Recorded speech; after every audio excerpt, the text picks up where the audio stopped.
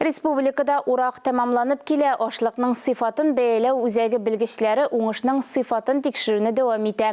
Питрәш районыннан безнең репортаж.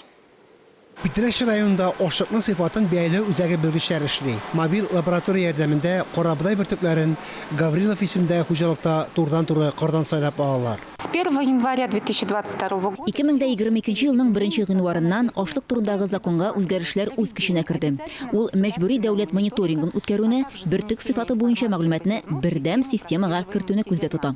Бу системада продукцияны җитештерү, саклау, эшкәртү һәм сату, шулай ук куллану үзенчәлекләре турында барлык мәгълүмат туплана.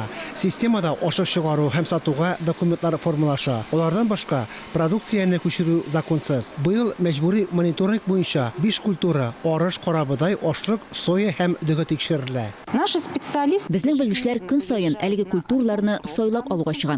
Бөртекнең сыйфатын, куллануга ни дәрәҗәдә яраклылыгын тикшерә. Лаборатория хезмәткәре ярты сәгать эчендә бөртекнең дымлылыгын, клейковина дәрәҗәсен, чүплелеген ачыклый ала. Особую роль Безнең хуҗалык өчен арпаның сыра кайнатуда кулланыла торган вакула сорты аерым роль уйный. Ул барлык лаборатория сынауларын үтте, яхшы нәтиҗәләр күрсәтте. Барлык тикшерүләр бушлай үткәрелә. Авыл эшчәннәренең ашлыкның сыйфатын бәяләү үзәге филиалына хәбәр итүләре сорала. Шуннан соң үзәк белгечләре килеп тикшерүләр үткәрә, ашлыкның куллану үзенчәлекләрен, сыйфатын, классын билгели. Приходит очень много заявок, но сейчас уже Бик күп заявкалар килде. Хәзер алар килми бара. Чөнки арыш инде күптән саклауга куелды. Без карабыдайны тикшерүгә чыгабыз. Кукурузны сайлап алуга беренче тапкыр чыктык.